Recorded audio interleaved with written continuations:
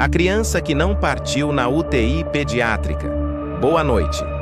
Preparem seus corações, pois a história de hoje nos leva a um lugar onde a inocência e a fragilidade se encontram com a escuridão. Uma UTI pediátrica, no coração de São Paulo.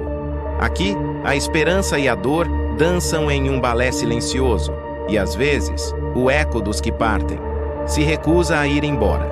Nossas testemunhas são os anjos da guarda de jaleco, enfermeiros e médicos que dedicam suas vidas a pequenos pacientes. A época é o presente, mas o personagem principal é uma lembrança, um lamento que persiste. Chamam-na de A Criança no Leito 6, uma voz infantil chamando pela mãe, em um leito que está vazio há semanas. Esta é uma história real, perturbadora, sobre o apego pós-morte e o eco espiritual de uma perda devastadora. A UTI pediátrica é um lugar de sons delicados. O bip dos monitores, o sussurro dos pais, o choramingo suave de um bebê. Mas em um hospital de grande porte em São Paulo, o silêncio da madrugada se tornou o palco para algo muito mais perturbador. O leito 6, em particular, carregava uma história recente de profunda tristeza. Era onde a pequena Ana, uma menina de apenas 7 anos, havia lutado bravamente contra uma doença rara. Seus últimos dias foram marcados por chamados constantes à sua mãe, que passava as noites ao seu lado. Infelizmente, Ana partiu dali há aproximadamente 3 semanas. O leito foi esvaziado, desinfetado e aguardava um novo paciente, mas, por algum motivo, continuava vago. A enfermeira Clara, uma profissional experiente e cética, estava fazendo sua ronda na madrugada. Eram quase 2 horas da manhã. O monitoramento eletrônico dos leitos à frente estava em ordem.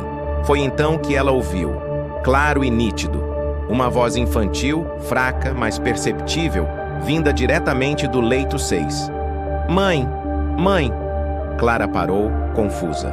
Olhou para o leito 6. Vazio. Absolutamente vazio. Ela olhou para os outros leitos próximos. Todas as crianças dormiam ou estavam sob sedação. Ninguém parecia ter feito barulho. Ela pensou que estava cansada, que havia imaginado, mas um calafrio percorreu sua espinha. Aquele chamamento era idêntico ao de Ana em seus momentos finais. A emoção que sentiu foi de uma tristeza profunda, quase como se o ambiente ainda lamentasse. O incidente se repetiu, e não foi apenas Clara. Outros enfermeiros, técnicos e até alguns médicos que faziam visitas noturnas começaram a ouvir.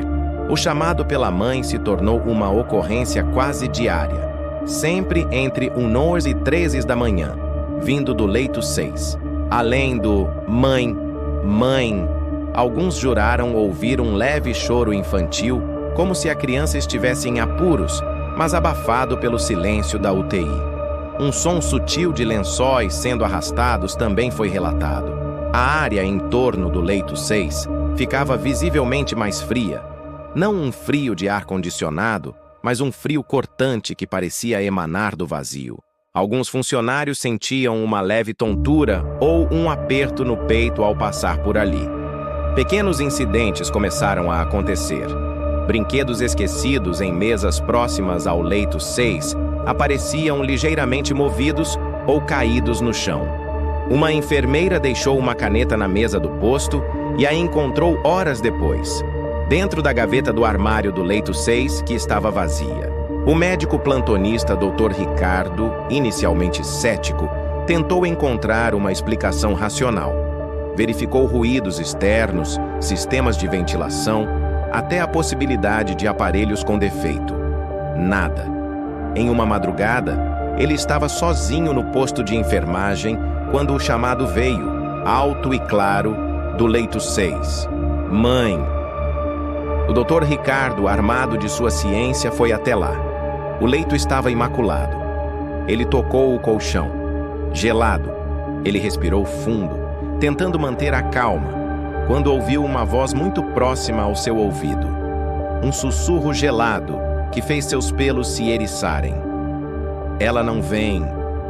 O médico, pela primeira vez em sua carreira, sentiu um medo primitivo, Ele não estava ouvindo um ruído. Ele estava interagindo. A alma da criança parecia estar presa ali, chamando por sua mãe em um lamento sem fim. A situação no leito 6 era insustentável. A equipe estava exausta e assustada. Alguns pediram para ser transferidos de turno. A administração, alarmada com a queda de produtividade e os relatos perturbadores, decidiu intervir. Contrataram uma equipe de especialistas em fenômenos paranormais, que de forma discreta instalou equipamentos no leito e em seu entorno. Em uma das madrugadas, enquanto gravavam, os aparelhos enlouqueceram. As câmeras captaram flutuações de luz, esferas de energia, e os microfones registraram com clareza o choro de uma criança e a voz chamando "Mãe". O clímax veio quando, revisando o material de Ana, a equipe encontrou um bilhete deixado pela menina antes de seu último suspiro. Um bilhete rasurado e com desenhos simples, que sua mãe guardava com carinho. Nele, Ana escreveu: "Mãe, não vou te deixar sozinha. Vou te esperar aqui, no meu leito. Eu te amo." A reviravolta foi devastadora. A criança não estava presa ao leito por sofrimento ou raiva. Estava presa por amor e apego. Ela havia prometido à mãe que a esperaria. E em sua inocência infantil, a alma de Ana não compreendia a morte.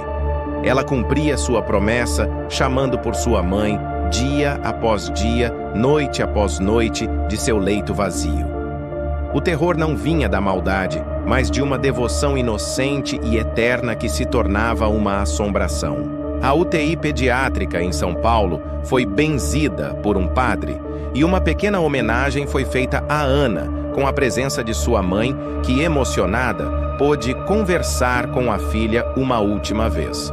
Após esses rituais, os chamados no leito 6 diminuíram, mas não cessaram completamente. O leito foi finalmente ocupado por outra criança que se recuperou rapidamente. Mas seus pais relataram que, às vezes, viam sua filha pequena sorrir para o vazio, ou estender a mão, como se estivesse brincando com alguém invisível. O desfecho, portanto, é um mistério não totalmente resolvido e um sentimento de terror duradouro.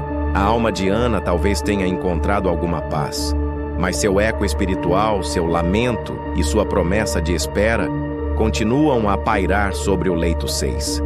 A criança não partiu. Ela permanece ali, em sua inocência, esperando pela mãe, em um hospital onde o amor maternal pode transcender a própria morte e se transformar em uma assombração delicada e profundamente triste.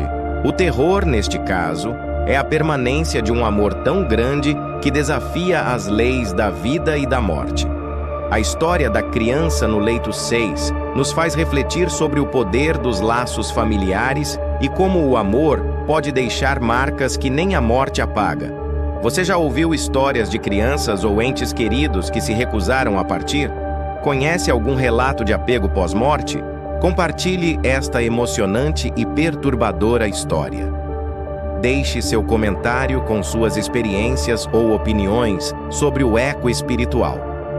Curta, se inscreva e nos ajude a continuar explorando os mistérios que a ciência não pode explicar.